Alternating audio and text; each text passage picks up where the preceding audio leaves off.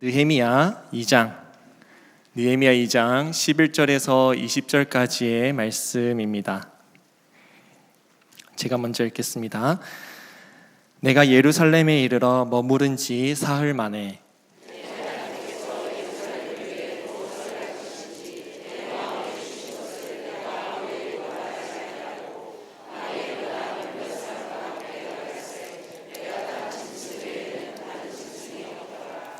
그 밤에 골짜기 문으로 나가서 용정으로 분문에 이르는 동안에 보니 예루살렘 성벽이 다 무너졌고 성문은 불탔더라.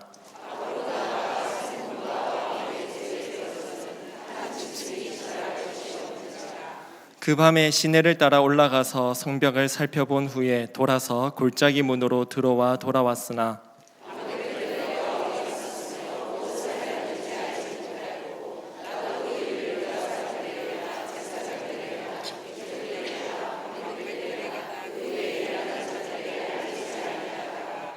후에 그들에게 이르기를 우리가 당한 곤경은 너희도 보고 있는 바라. 예루살렘이 황폐하고 성문이 불탔으니 자 예루살렘 성을 건축하여 다시 수치를 당하지 말자 하고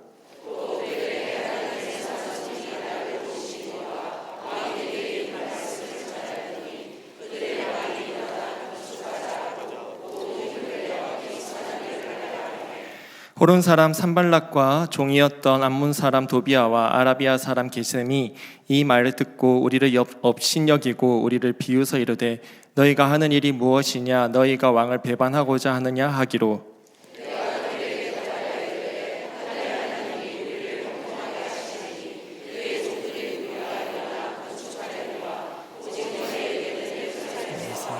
교육도 없고 권리도 없고 기억되는 바도 없다. 아멘. 안녕하십니까. 저는 중등부와 히스 아카데미를 섬기고 있는 임지훈 목사입니다.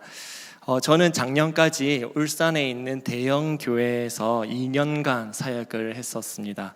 그곳에서 저보다 한참 작은 이 유치부 아이들을 맡아서 섬겼고 저의 첫 기관 사역이었던 대형드림 아카데미라는 선교원과 대형드림 홈스쿨 아카데미라는 대안학교를 섬겼습니다.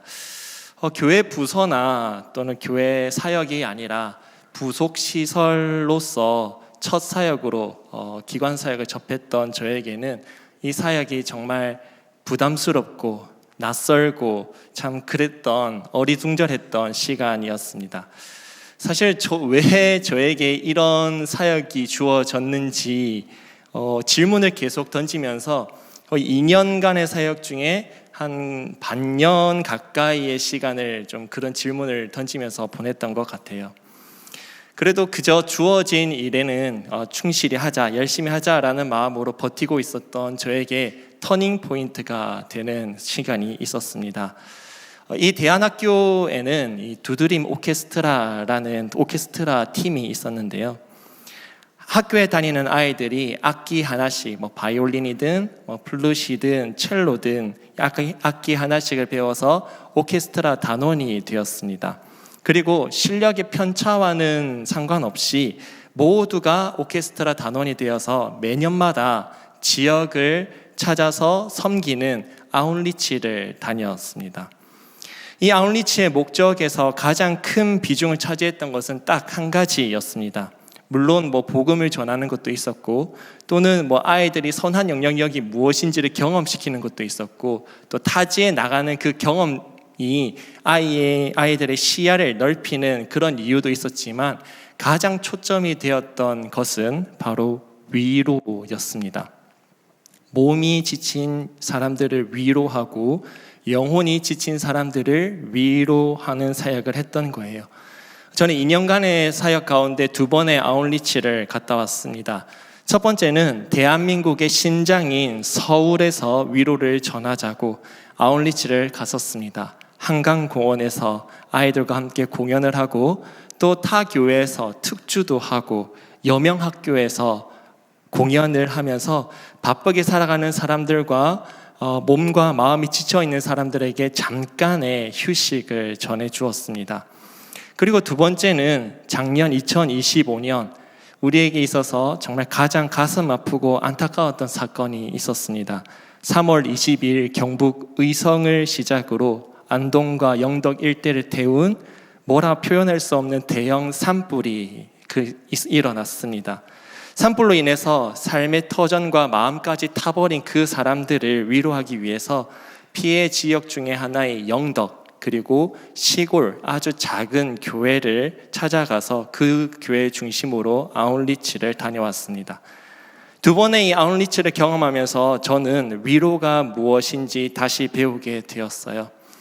저는 개척교회 목사님의 아들로 자랐습니다. 그러면서 한 가지 꿈을 가지고 있었는데 그게 뭐냐면 개척해서 아직 자립하지 못하고 있는 교회들의 필요를 채워주고 또 도와주면서 좀 그런 위로를 하는 사역을 했으면 좋겠다라는 생각을 하고 있었습니다. 우리 교회에서 따뜻한 동행을 하는 것처럼 말이에요.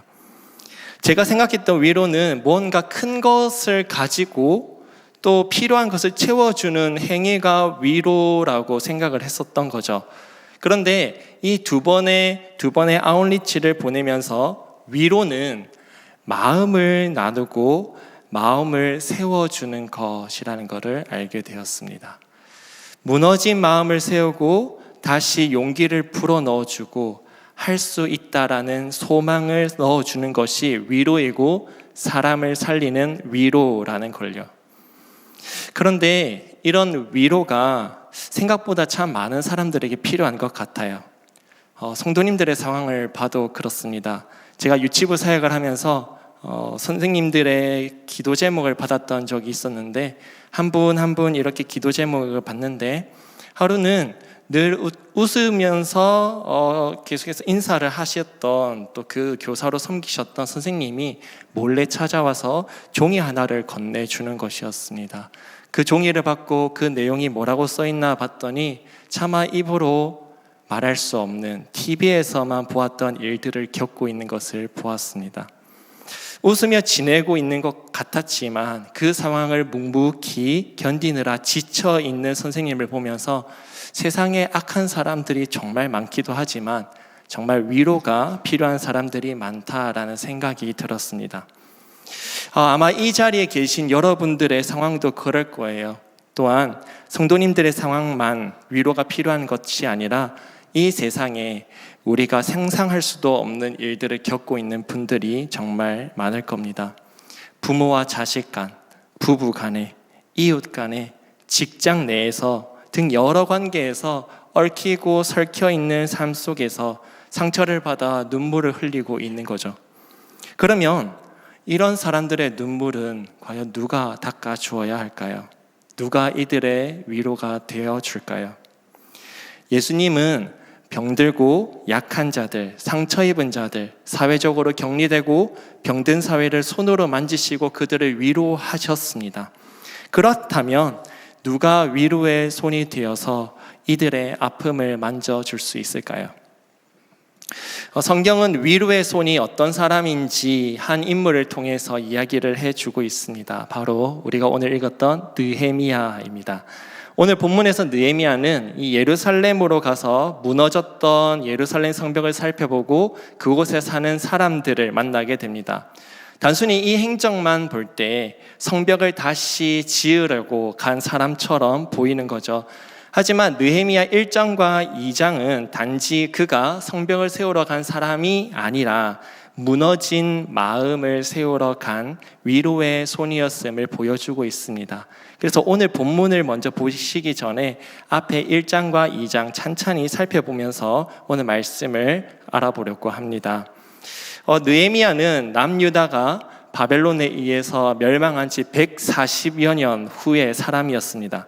남유다가 멸망하면서 바벨론으로 많은 사람들이 포로로 끌려갔는데 이 사람들이 그곳에서 이스라엘의 회복만을 기다리다가 그곳에서 정착하게 살게 되었습니다. 그곳에서 결혼을 하고 자녀를 낳았어요. 그렇게 태어난 자녀는 이스라엘의 문화나 말보다는 바벨론의 문화와 말을 들으면서 자랐습니다. 그리고 시간이 지나서 바벨론도 멸망하고 메데파사라는 신흥 강대국이 들어서게 돼요. 일명 페르시아입니다. 바벨론의 포로로 잡혀와서 삶을 정착했던 그들의 자녀들이 또다시 변화된 터전에서 결혼을 하고 자녀를 낳아요. 그렇게 태어난 자녀들은 외모는 이스라엘 사람이지만 그들의 생각과 가치관은 이미 이스라엘과는 동떨어진 사람들이었습니다. 미국으로 이민을 넘어가서 그곳에서 자녀를 낳으면 자녀는 외모는 한국인이지만 이 자녀가 경험하며 자라는 환경은 미국의 문화이잖아요. 언어도 다르고 생각도 달라요. 그 자녀들이 결혼을 하고 또 자녀를 낳으면 그 자녀도 검은 머리 미국인인 거죠. 외모가 그냥 한국인이어서 한국으로 들어와도 한국의 문화나 가치관과 생각에 적응하기 힘들어요. 느헤미야가 딱 그런 사람이었습니다. 외모는 유대인이지만 3세대 재미교포와 같은 사람이었습니다. 아무리 외모가 이스라엘인과 닮았다 하더라도 그 내면에서 그 삶 속에서 익숙했던 것은 페르시아의 문화와 가치관이었습니다. 혈통만 비슷할 뿐이지 이스라엘과는 전혀 관계가 없었던 사람이었던 거죠. 그런데 단순히 이 느헤미야는 평민도 아니었습니다. 느헤미야는 왕 옆에서 포도주를 따르는 술 맡은 관원이었어요.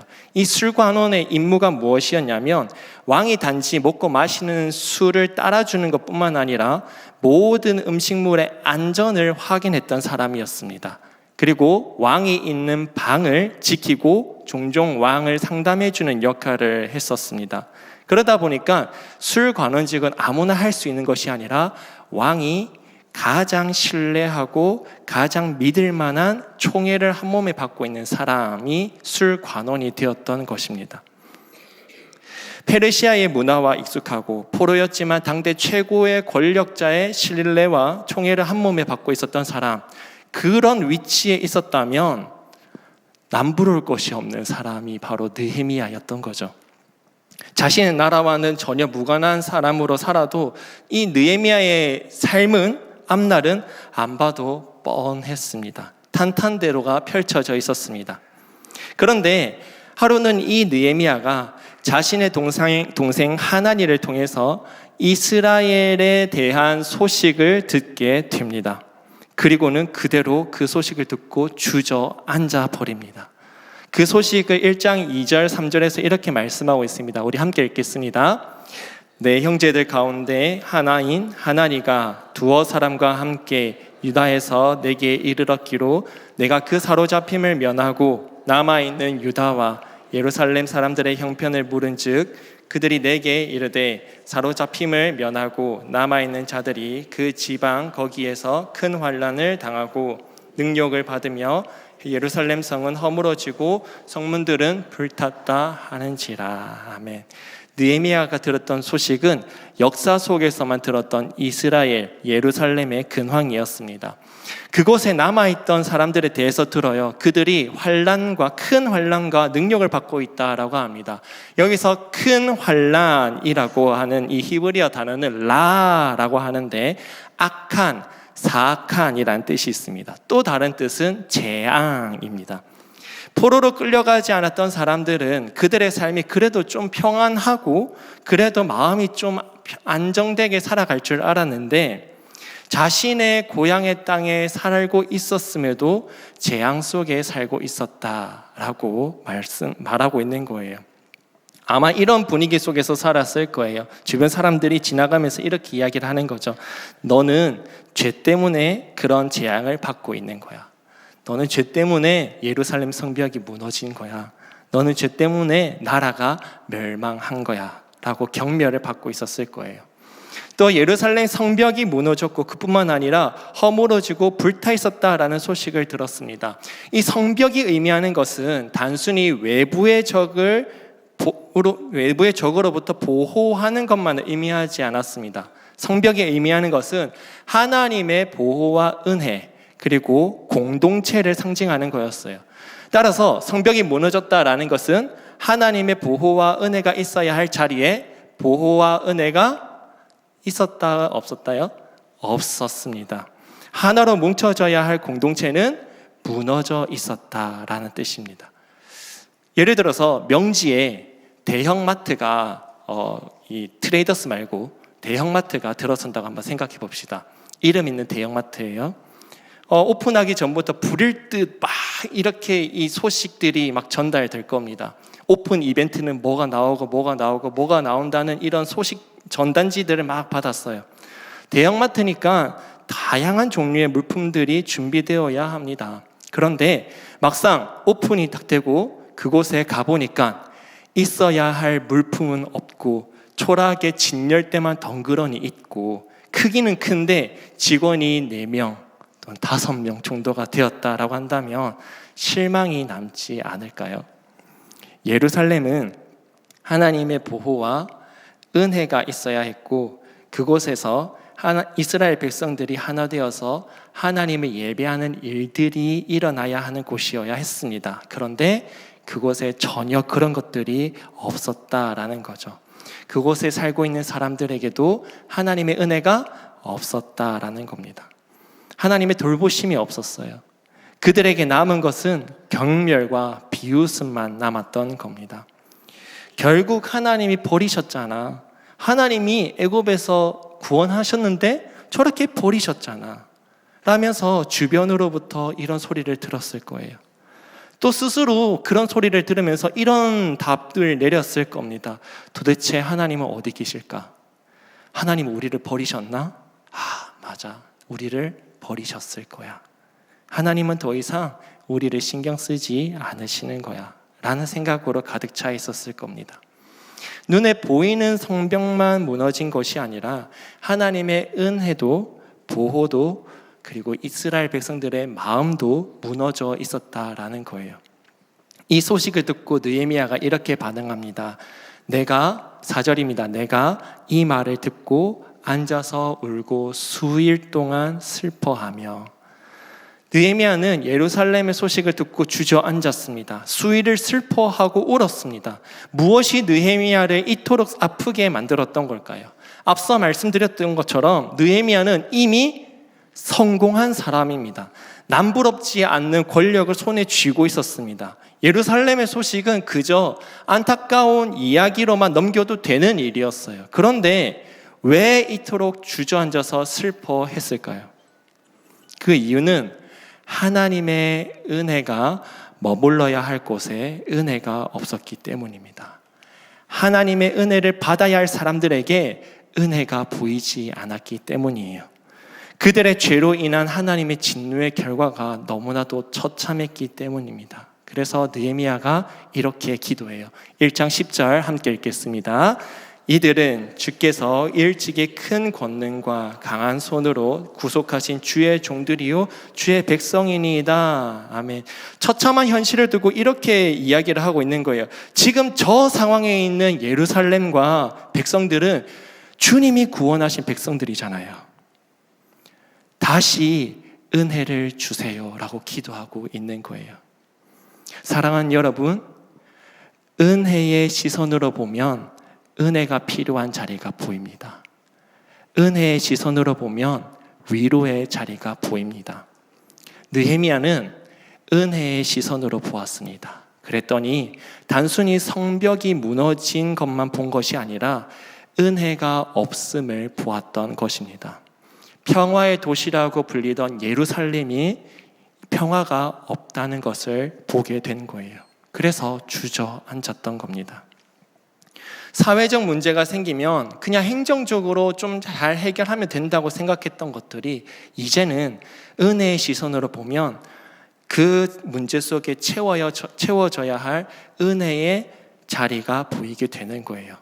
관계에 문제가 생기면 그냥 얘기를 잘 해서 관계를 풀어나가면 된다고 생각했는데 은혜의 시선으로 보니 그 관계에 은혜의 끈이 필요하다라는 것을 보게 되는 거죠.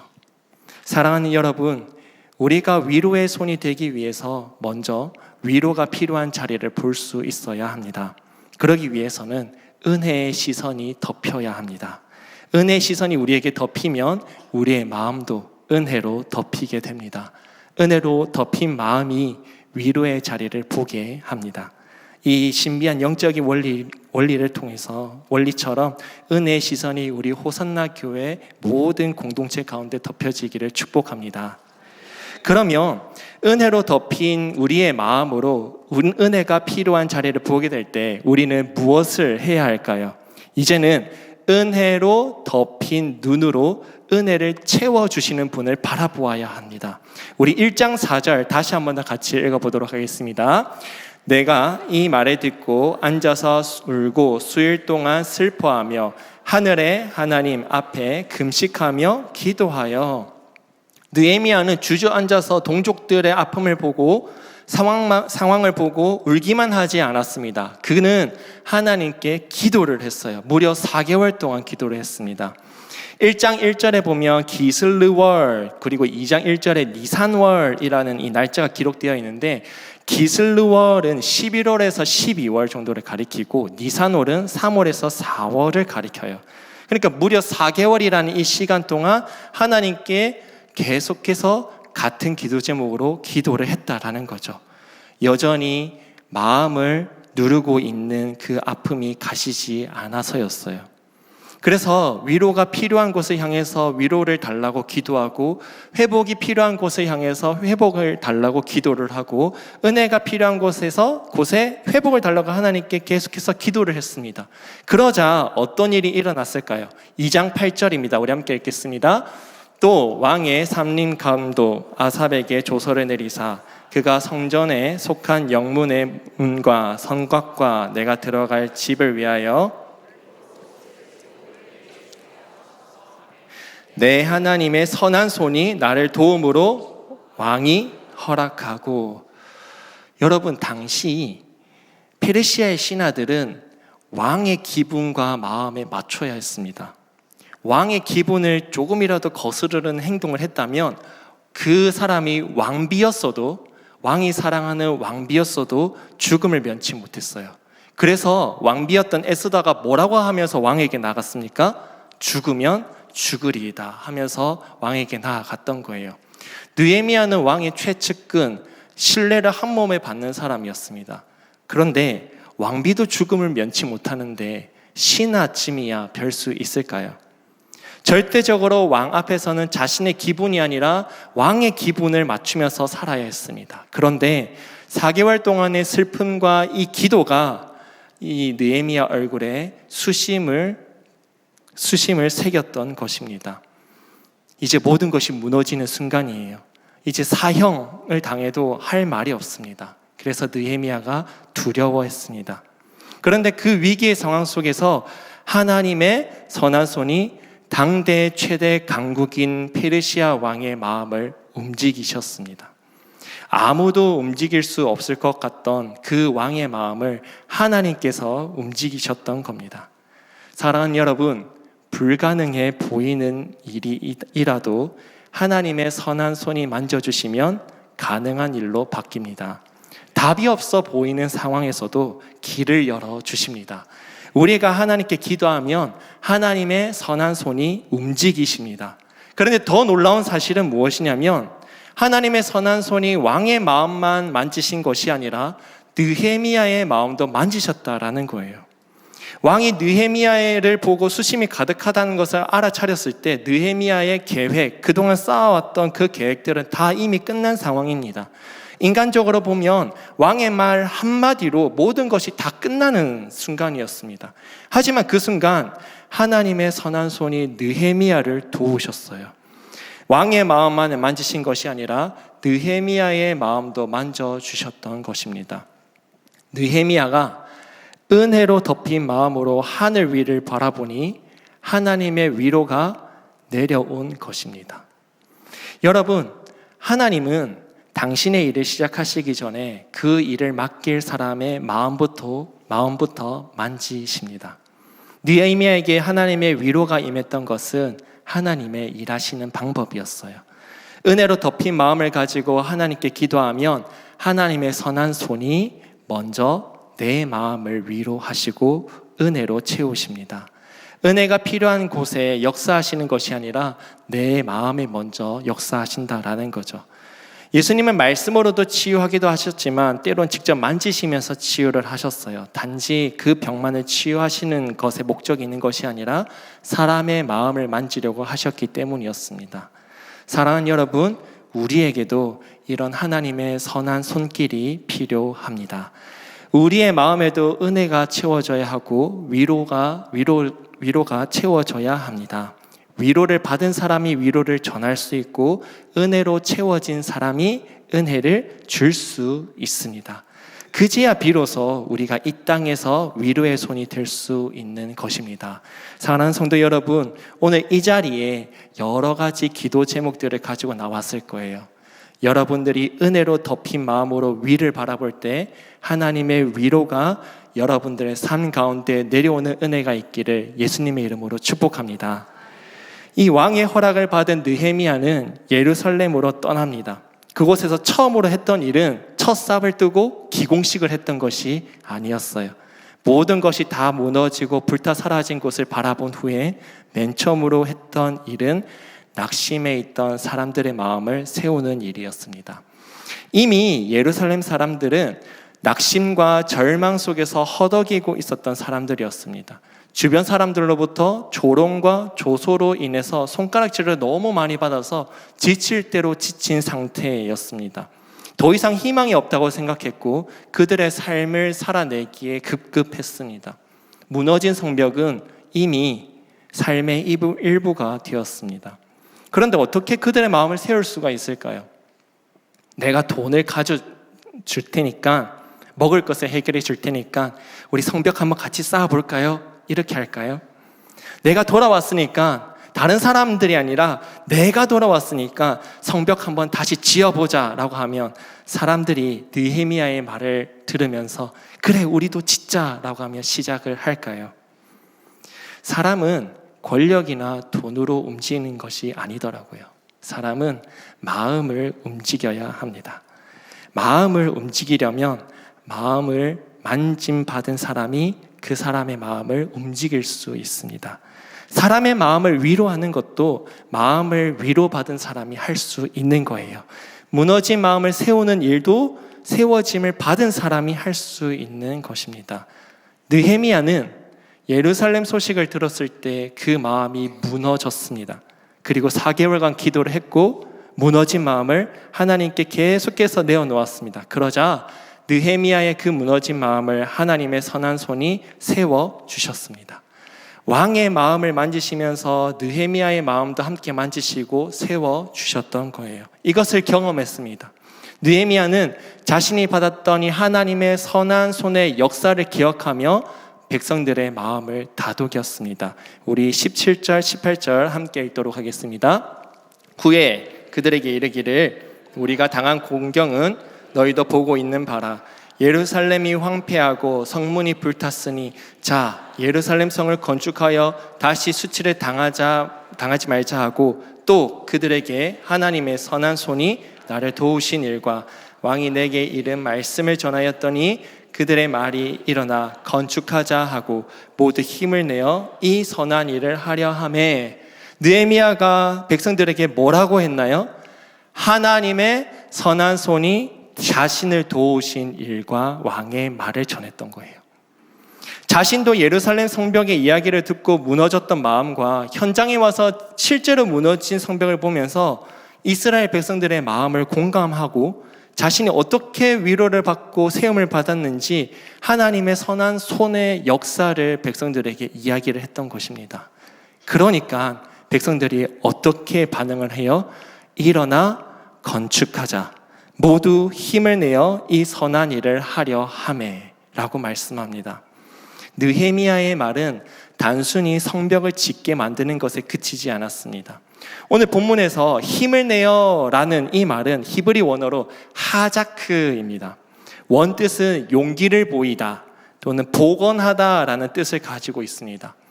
무너진 성벽만을 건축한 것이 아니라 무너진 백성들의 마음을 다시 복원하고 세웠던 것입니다. 하나님의 선한 손을 경험한 느헤미야가 위로의 손이 되어서 다시 한번 이스라엘 백성들의 무너진 마음을 만지게 되는 역사가 일어났던 것입니다.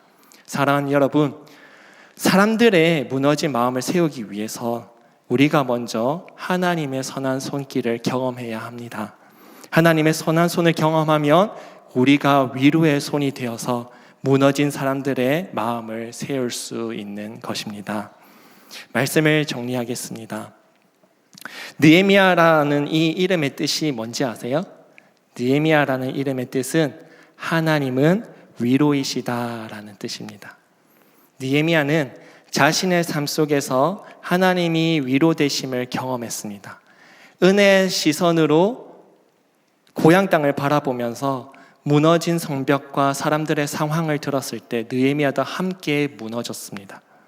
그 마음을 가지고 하나님께 기도했어요. 그러니까 하나님의 선한 손이 그 마음을 위로하셨습니다. 그런데 그 위로가 느헤미야에게서만 끝난 것이 아니에요. 느헤미야를 통해서 무너졌던 이스라엘 백성들의 마음도 다시 위로를 받았습니다. 느헤미야가 위로의 손이 되어서 무너진 성벽뿐만 아니라 무너진 사람들의 마음을 세웠던 것입니다. 사랑하는 여러분, 우리는 이 땅의 느헤미야입니다. 우리가 위로의 손입니다. 이 땅에는 여전히 상처로 은혜가 필요한 곳이 정말 많습니다. 위로가 필요한 곳이 정말 많아요.